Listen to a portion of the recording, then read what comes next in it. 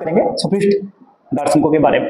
Sophist जो हैं वो आप लोगों को पता होगा, दो प्रसिद्ध दार्शनिक हुए सोफिस्ट दर्शन में, एक है प्रोटागोरस साहब और एक है जॉर्जियस साहब। उनके शिष्य थे जहाँ तक मैं जानता हूँ। प्रोटागोरस जो है उनको सोफिस्ट दर्शन का संस्थापक कहा जाता है और उन्होंने चूंकि ग्रीक में क्या हुआ था, डेमोक्रेसी प्रजातंत्र आ गया था, तो प्रजातंत्र के समय लोगों को पॉलिटिक्स में रुचि जागी, राजनीति में भाग लेना उन्होंने शुरू किया। तो पॉलिटिक्स में जाएंगे ना तो आपको तर्क करना सीखना पड़ेगा, डिबेट में भाग लेना पड़ेगा, भाषण देना सीखना पड़ेगा। तो भाषण देने के लिए लोगों को राजनीति सिखाने के लिए, है ना, तर्क सिखाने के लिए, कुतर्क भी करने के लिए, कई बार कुतर्क भी करना पड़ता है। यानी कि हर हाल में आपकी बातों को काट के आपको हरा देना है।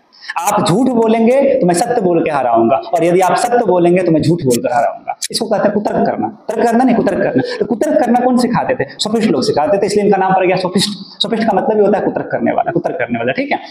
और संस्थापक जैसा हमने बताया प्रोटागोरस थे, पेशेवर शिक्षक थे ये लोग। पैसा लेके, पैसा कौन देगा? अमीर बच्चे देंगे। उनको राजनीति शास्त्र की शिक्षा, तर्क शिक्षा आदि दिया करते थे। इन्होंने बताया, सोफिस्टों ने बताया, प्रोटागोरस ने बताया कि मनुष्य प्रत्येक वस्तु का मापदंड है, ह्यूमन मेंसूरा, ठीक है ना। देखो फिलॉसफी पहले क्या था? फिलॉसफी था हम लोग पृथ्वी जल अग्नि में दुनिया के मूल तत्वों को ढूंढने का प्रयास कर रहे थे। लेकिन सोफिस्ट पहली बार इस तरह का दर्शन दुनिया के सामने आया। जिन्होंने क्या किया था, जिन्होंने क्या किया, सोफिस्ट लोगों ने क्या किया, फिलॉसफी को मानव के पास लेके आया, उन्होंने मानव केंद्रित बनाया। उन्होंने क्या बोला? मनुष्य सभी चीजों का क्या है? मापदंड है। इसका नुकसान भी है।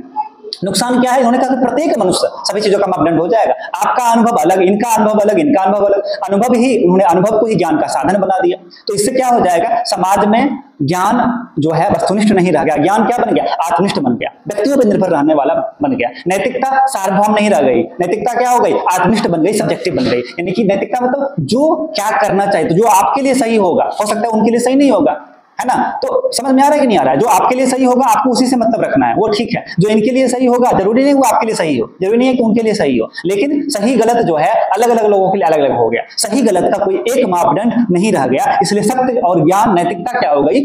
आत्मनिष्ठ हो गई, व्यक्तियों पर निर्भर रहने वाला हो गया, वस्तुनिष्ठ नहीं रह गया। इसी चीज का विरोध बाद में सुकरात साहब, प्लेटो साहब करते हैं। इन्हीं का एक शिष्य आते हैं जॉर्जियस। जॉर्जियस संदेहवादी है, संशयवादी है। वो कहते हैं कुछ भी ज्ञान हम लोगों को नहीं होने वाला है। क्यों नहीं होने वाला है? तो उन्होंने कहा कि जब भी हम ज्ञान प्राप्त करते हैं, क्योंकि सोफिस्ट हम लोग हैं, उन्होंने कहा कि सोफिस्ट के लिए ज्ञान क्या होगा? आत्मनिष्ठ होगा।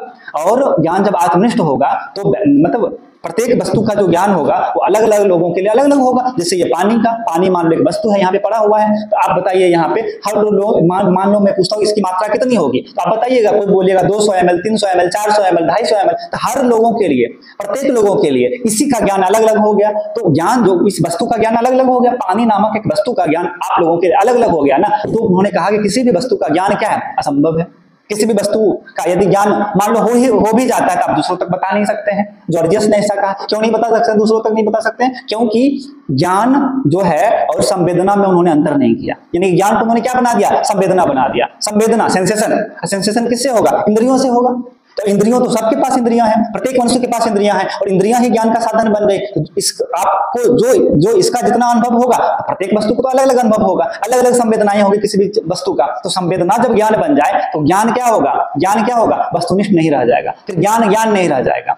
संवेदना सबको अलग अलग होगा ना, पृथक पृथक होगा ना, है ना। तो उन्होंने क्या कर दिया? ज्ञान को संवेदना बना दिया, और संवेदना सब लोगों को अलग अलग होगा। इसलिए ज्ञान जो है सही में कोई भी ज्ञान वस्तुनिष्ठ ज्ञान हो ही नहीं पाएगा। सारा ज्ञान आत्मनिष्ठ होगा, क्योंकि सारा ज्ञान संवेदनाओं पर निर्भर, और संवेदना सबको अलग अलग होगा।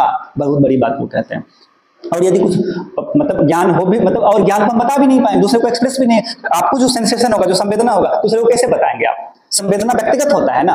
जो हमको फील होगा सबको फील होगा क्या? नहीं फील होगा। आपका संवेदना व्यक्तिगत, इनका सबका संवेदना क्या होता है? व्यक्तिगत होता है। तो व्यक्तिगत संवेदनाओं को आप सार्वभौमिक नहीं बना सकते, दूसरों तक उसको एक्सप्रेस नहीं कर सकते हैं। इसलिए वो कहते हैं कि ज्ञान और संवेदना में कोई अंतर नहीं रह गया। ज्ञान बन गया संवेदना, और संवेदना को हम दूसरों तक एक्सप्रेस नहीं कर पाएंगे, संप्रेस नहीं कर पाएंगे। इसीलिए ज्ञान जो है असंभव है ना।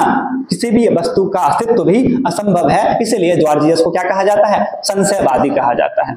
ये था मोटा मोटी आपका प्रोटागोरस सोफिस्ट लोगों का दर्शन। लेकिन उसमें एक खास बात है, सोफिस्ट ने एक अच्छा काम क्या किया? उन्होंने दर्शन को मानव केंद्रित तो बनाया।